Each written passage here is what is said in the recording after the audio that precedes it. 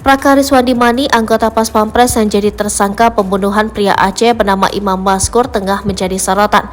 Menurut Komandan Pas Pampres Majen TNI Rafael Granada Bay, meski anggota Pas Pampres Riswandi Mani tidak bertugas mengawal Presiden.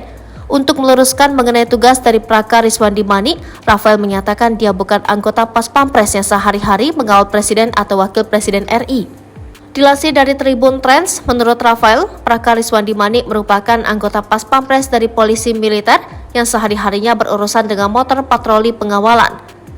Dia tidak melekat, dia dari POM, urusan motor patwal, kata Rafael.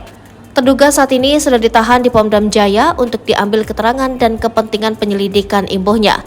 Rafael juga menegaskan proses hukum akan dilakukan sesuai ketentuan hukum yang berlaku apabila anggota Pas Pampres tersebut terbukti melakukan tindak pidana.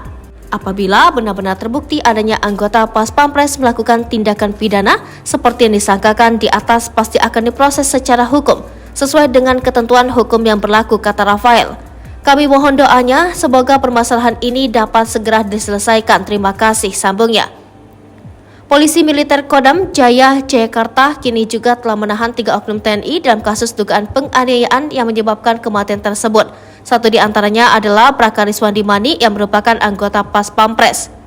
3 orang anggota TNI ditahan, kata Komandan Polisi Militer Kodam Jaya Kolonel CPM Irsyad Hamdi B. Anwar. Irsyad menjelaskan 2 oknum TNI lainnya yang diduga terlibat dalam kasus tersebut bukan berasal dari satuan Pas Pampres. Ketiganya diduga melakukan penculikan dan penganiayaan terhadap imam karena mengetahui imam menjual obat-obatan yang diduga ilegal.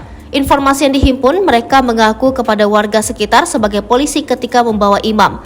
Mereka juga disebut-sebut meminta uang tebusan sebesar 50 juta rupiah kepada keluarga imam. Namun, karena permintaan tebusan tersebut tidak dikabulkan, imam terus dipukuli diantaranya di bagian punggung. Dalam video beredar, tampak seorang pemuda yang diduga imam merintih kesakitan karena punggungnya dipukul berulang kali menggunakan sebuah alat.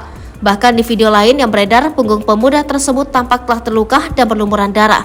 Pemuda tersebut juga terdengar mengucapkan kalimat dengan bahasa daerah sambil menangis. Pemuda tersebut diketahui meminta agar keluarganya mengirimkan uang 50 juta rupiah sambil menangis.